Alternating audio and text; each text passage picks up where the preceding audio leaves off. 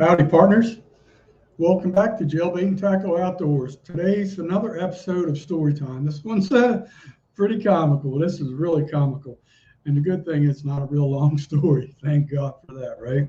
So when I used to dispatch for the Delaware State Police, I've said many times before, if you're new here, just saying it for you guys, we used to dispatch in Newcastle County out of the Newcastle County Police Building.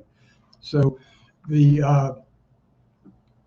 was a shared communications center. It was called RECOM, Regional Communications.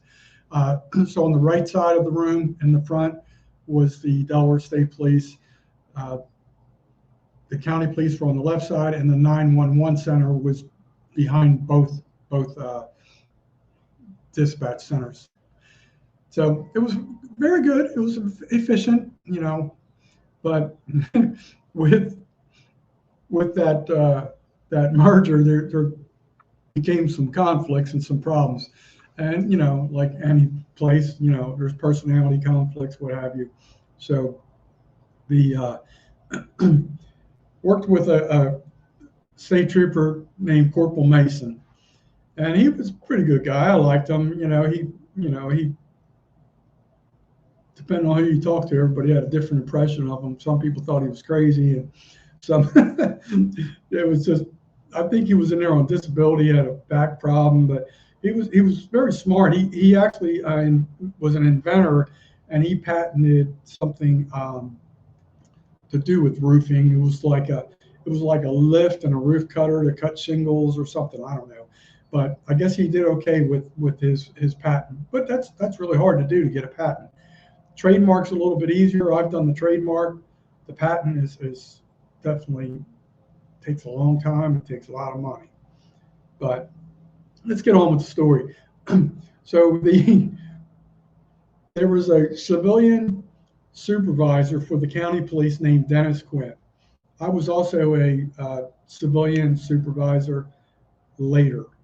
I think at the time this story takes place, I think I was just a dispatcher. So it was probably like the first, second year, whatever, that I was a dispatcher. But for whatever reason, Corporal Mason and Dennis Quinn get into basically a urinary Olympics, right?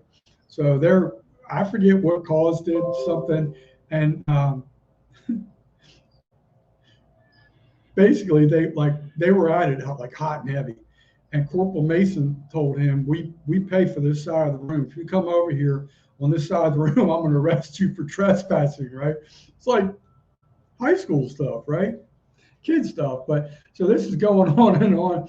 So I leave, I go home, and then when I come report to work the next shift, this is the funniest damn thing ever. I wish I could have videotaped this back then.